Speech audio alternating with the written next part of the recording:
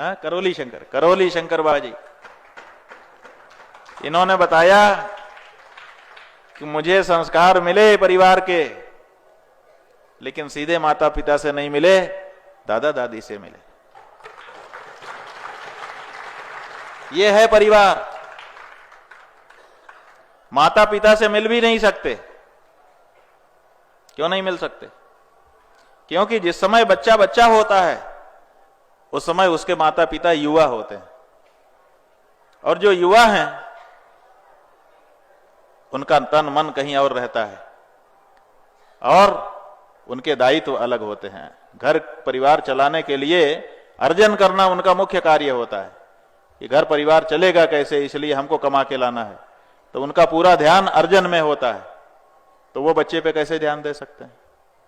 और जिनके पास ये दायित्व तो नहीं है, वो दादा दादी अगर घर में हैं तो उनके पास समय ही समय है बच्चे के लिए, और अनुभव ही अनुभव है बच्चे के लिए। इसलिए इन्होंने बिल्कुल सही शब्द का प्रयोग किया कि पका पकाया फल बच्चे को खाने के लिए मिल जाता है।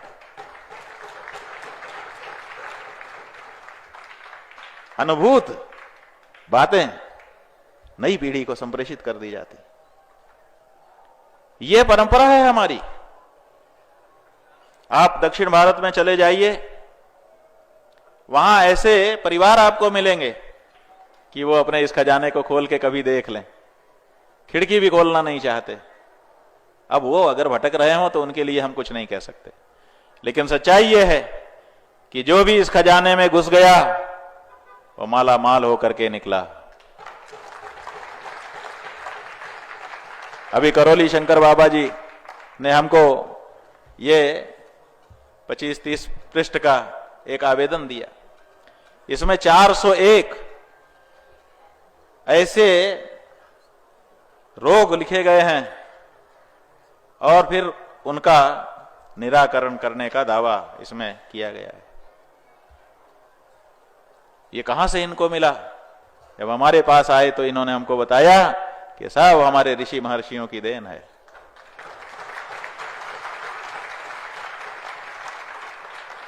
उनसे इनको मिला। क्या इन्हीं को मिलेगा? आप लोगों को नहीं मिल सकता? मिल सबको सकता है। समस्या क्या है? गंगा तो सबके लिए बह रही थी, लेकिन किसी ने कपड़े उतार करके डुबकी लगा ली और कोई किनारे बैठा देखता ही रह गया। इन्होंने खजाना खोल लिया, खोल करके उसमें से मोती चुन लिए अपने अपने काम के। हम और आप कहीं ना कहीं पीछे रह जा रहे हैं। बस ये सब क्यों हो रहा है?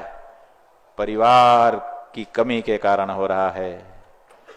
अनुभवी जो आपके शिक्षक थे वो आपके घर में थे, और आप कैम्ब्रिज चले गए, आप जाने कहां कहां चले गए। हम जा करके पढ़ के आएंगे। क्या पढ़ के आए? चिट्ठी लिखना सिखा दिया उन्होंने, टिप्पणी लिखना सिखा दिया उन्होंने, और कुछ नहीं सिखा पाए।